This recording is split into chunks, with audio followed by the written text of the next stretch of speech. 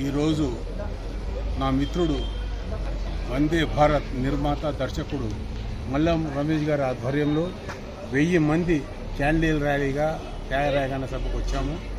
ఇక్కడ పెద్ద బహిరంగ సభ పెట్టి ప్రజలను ఉత్తేజపరుస్తున్నాము. ముష్కరులు, టెర్రరిస్టులు వీళ్ళందరూ కలిసి అమాయకులైన టూరిస్టులను కశ్మీర్లో మట్టుపెట్టారు.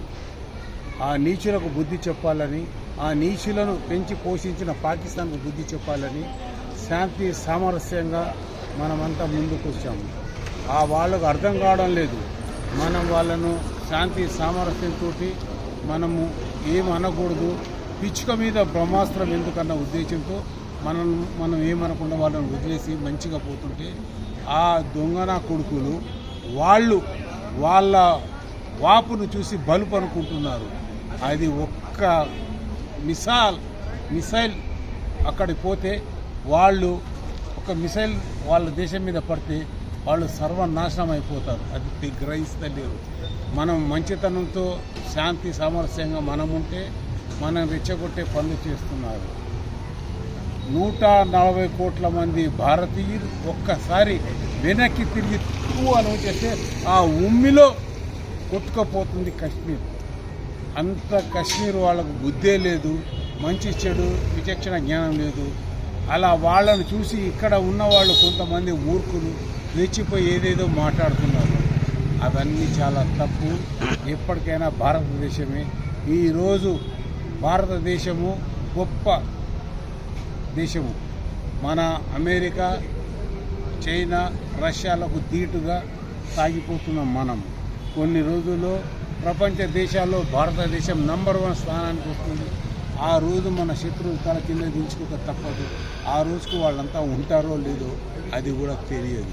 కానీ ఒకటి, భారతీయుడైన ప్రతి వాడు హిందూ కానీ ముస్లిం కానీ ధైర్యంగా గుండె ధైర్యంతో ముందుకు సాగిపోయి జై భారత్, జై ఇండియా, జై భారత్ మాత అనక తప్పదు. అలా అంటూ ముందుకు పోయి మన శత్రువులను మనం తప్పకుండా తుదముట్టించాలి. మన ఐక్యతను మనం చాటుకోవాలి. ఇది మనకు ఆ భారత మాత తల్లి, ఆ భగవంతుడు, ఆ అల్లానే కానీ మనకిచ్చిన ఒక మంచి అవకాశం. మన దేశము మనం ఎప్పటికైనా అచ్చేసుకోవాలి. మోడీ అయితే ఈ విషయంలో నేను మీకు ఒకటి చెప్పాలనుకుంటున్నాను. సమర్థుడైన నాయకుడు ప్రతిసారి మనకు కావాలి. వస్తున్నారు, ఏదో ఒక విధంగా వాళ్లను అన్యాయం చేసి వాళ్ళ మీద బురద చల్లి వాళ్ళని పక్కకు జరుపుతున్నారు. 1 ఓటుతో ఓడిస్తున్నారు, 2 ఓట్లతో గెలిపించుకుంటున్నారు. ఇలా ఏదేదో చేస్తున్నారు. కానీ ఈరోజు సరి అయిన నాయకుడు మనకు దొరికాడు. అతనే మోడీ. అతనికి అండగా పవన్ కళ్యాణ్, చంద్రబాబు నాయుడు నిండుగా మెండుగా ఉన్నారు. కాబట్టి మోడీ గారికి నేను చేసుకునే రిక్వెస్ట్ ఒక్కటే, ఇక వెనుకడుగు వేయకండి. ప్రపంచ దేశాల్లో భారతదేశం ప్రథమ స్థానంలో అంటే ఒక్కసారి మన కసి, మన పవర్ చూపించవలసిందే.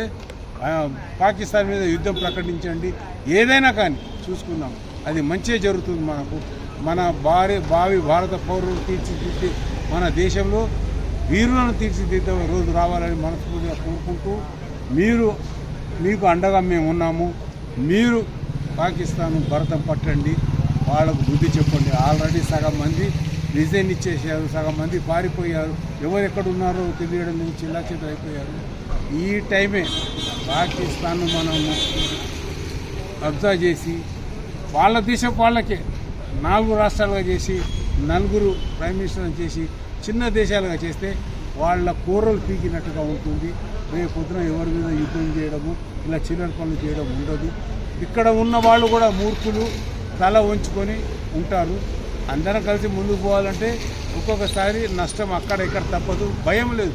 కానీ ఒకసారి బుద్ధి చెప్పక తప్పదు. అదే నేను కోరుకుంటున్నాను. పాకిస్తాన్ను సర్వనాశనం చేయాలని కోరుకుంటాను. పాకిస్తాన్ పని ఆ భగవంతుడు అల్లాని